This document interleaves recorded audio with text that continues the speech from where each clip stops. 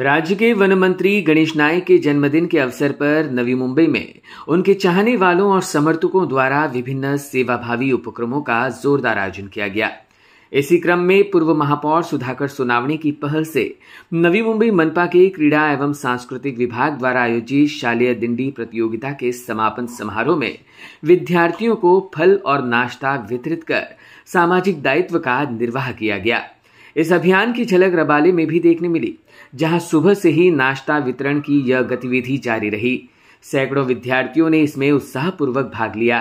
इस अवसर पर बोलते हुए पूर्व महापौर सुधाकर सोनावणे ने कहा, श्रमिक वर्ग या स्कूल दिंडी समारोह के दौरान जब विट्ठल रुक्मिणी हमारे सामने नजर आए तो इधर उधर बैनर लहराए बिना हमने विद्यार्थियों को नाश्ता वितरित किया और गणेश नाइक को जन्मदिन की शुभकामनाएं दी।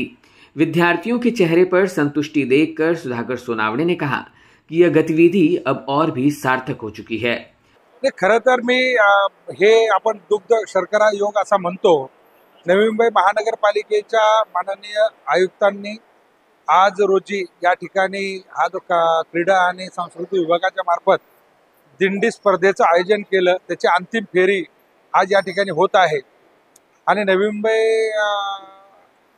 चे आदरणीय जाणते राजा गणेशजी नाईक साहेब त्यांचा वाढदिवस देखील ह्या वाशिम शहरामध्ये सेलिब्रेट होतोय आणि त्यामुळे आपण याच्यापेक्षा अजून कुठला चांगला योग असू शकतो आणि म्हणून आम्ही निर्णय घेतला की इकडे तिकडे शोबाजी करण्यापेक्षा बॅनर लावण्यापेक्षा ही जी गरीब कष्टकऱ्यांची महानगरपालिकेमध्ये शिकणारी मुलं खूप सुंदर पद्धतीने महाराष्ट्रातलं हे जे काही सांस्कृतिक ठेवा आहे तो प्रदर्शित करण्याचा जो प्रयत्न या ठिकाणी करतायत आणि मग त्याच्यामध्ये आम्ही म्हणतात ना की विठ्ठल आम्हाला तिथे भेटला, अशा पद्धतीने आमचा विठ्ठल आम्ही या ठिकाणी शोधलेला आहे। आदरणीय नाईक साहेबांच्या वाढदिवसाच्या निमित्ताने हे फळं असेल, खाऊ असेल, हा वाटप या ठिकाणी केलेला आहे आणि त्याने खूप आम्हाला या ठिकाणी आनंद झाला। Bureau input EW network.